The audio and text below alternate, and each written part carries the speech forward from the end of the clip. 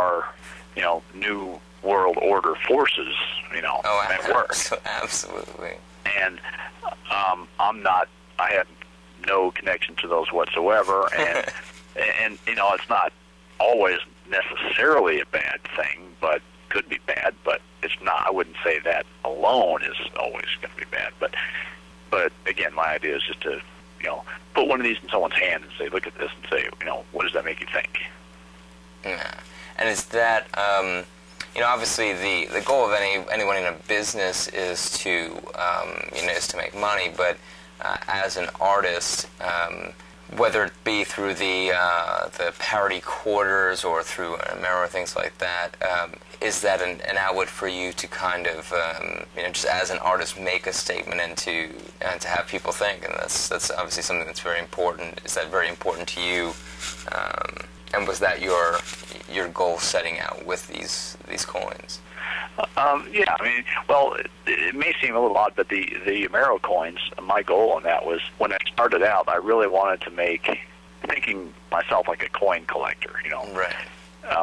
Well, back in the 1800s, the U.S. Mint made a lot of what now today are called pattern coins, which are, design studies that they actually minted in very small quantities. And some of those have really neat designs, and people, go ooh and ah over a lot of those things. Coin collectors do anyway. But when I was doing the Amero coins, I really wanted to, my initial statement, or that I was really focusing on, was really just the artwork, to do something that would be along the lines of those 1800, fanciful mint pattern coins, only a modern version of that. Right.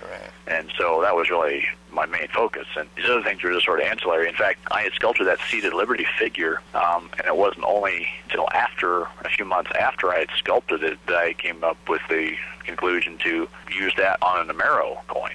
So it was sort of I would almost say afterthought, but the doing it as an Amero coin was, in a way, secondary to actually doing the sculptural form that I was looking at.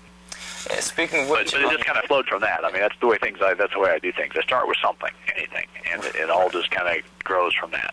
Yeah, of course. Yeah, it's a process.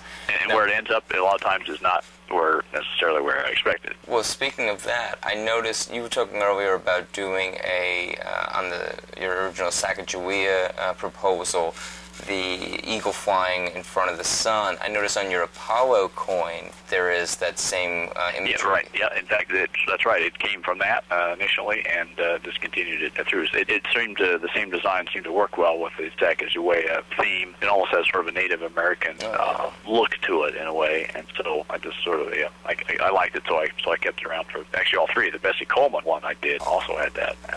Certainly a lot more of a regal and, like I said, almost a Native American design than, say, how we have our eagles, whether it be on the Amero or on our actual coins, that kind of dominant eagle that's perched. But that was the design you had posed for the Sacagawea. Yes, if you see it, yeah. There were a couple different variations of the reverse, but yeah, that was the design I submitted in the actual contest. The reverse, I had an earlier one that it was more ornate. It's what I called the ornate reverse. It had the Earth and the Moon in it as well. It was sort of I felt like, okay, the thing about Sacagawea, the obverse, it's all, as far as I was concerned, it was all about exploration, right, historical exploration. So I thought, well, for the reverse, we'll do, exploration of space, sort of go with that. But what happened was the Mint contacted me and said, well, we like the design, but we'd like you to make some few changes and simplify it. And so I did, and that simplified, modified one was the one that became one of the 7 finalists. I like that idea a lot. So that's kind of that eagle taking flight in space kind of brings that together as well. And it's a view, it's sort of an angle that has never been used on the U.S. coin. Eagles on U.S. coins have been, there's many, many different styles and forms of the eagle on U.S. coins, because it's been a dominant theme of the back of most U.S. coins from the, for like the 10-cent denomination on up. But, that's a completely sort of a different view, because you're looking at it in front of the sun, but you're also kind of seeing the top of the eagle rather than the underside. One thing, though, that I felt like looking at a lot of the older U.S. coin designs that they always didn't quite work out right was that the eagle's wings were always too short, because they're always limited by the space of the coin. Right. And the way they had the wings, they make the eagle's body fairly large, and then they've got no more room for the wings, and they make them shorter than normal. I didn't want to have that look. I wanted to have the wings that looked the length they should be, and so that's kind of how it came about. That was actually my main focus on those two. The Stackage Way and the Amero was that, okay, I want to get an eagle on there, but I wanted to have full-length wings.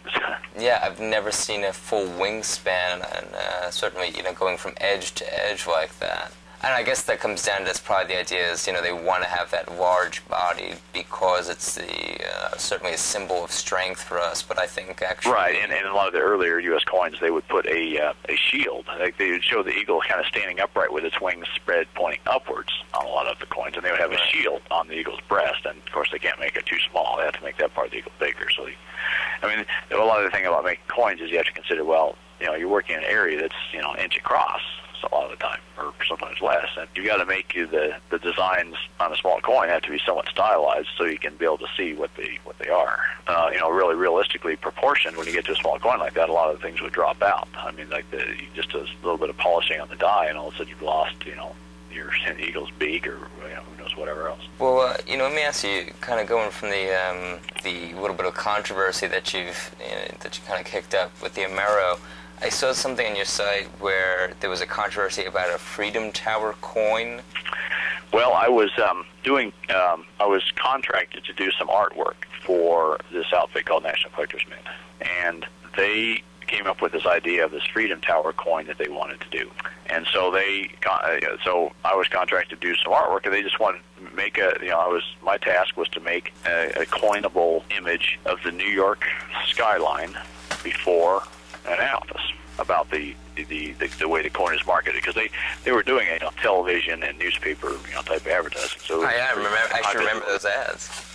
Yeah, but there were a couple of things that really got people incensed about it. First, the touchy subject of matter to begin with, but the other thing was the language about it being a silver dollar. When the fine print said they called it like a 50 mil silver proof is what they called it, but that basically the fine print, that really meant was that it was silver plated.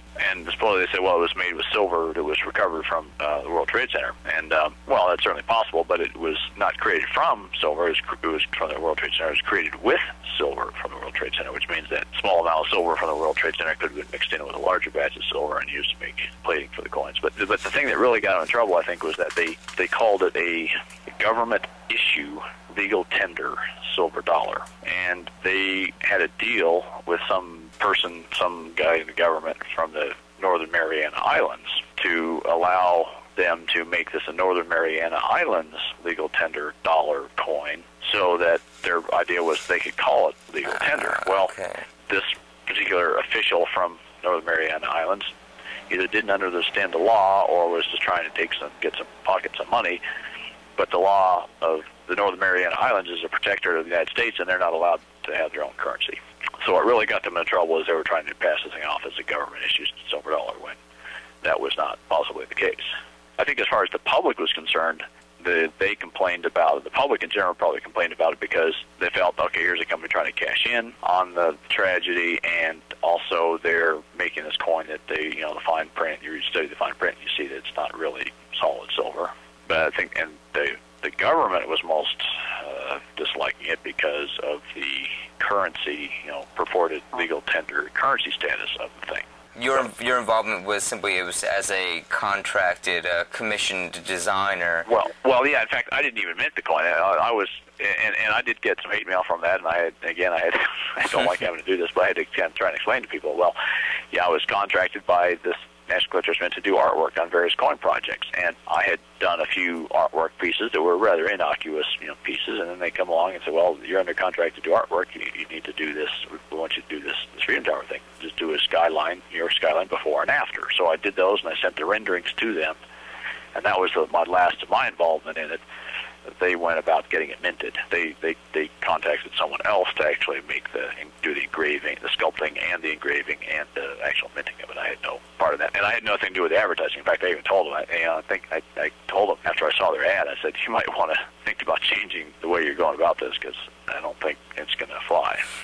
Gotcha. but they didn't want to. They didn't want to change it. Now, do you still do work for them, or no? You ended up getting hate mail from it. I would assume certainly 6 years later, has that kind of faded away, or? Oh yeah. I mean, when I say hate mail, I mean it was maybe 2 or 3 emails back at that time. Right, and now you have the Amero for people to hate you for. Yeah.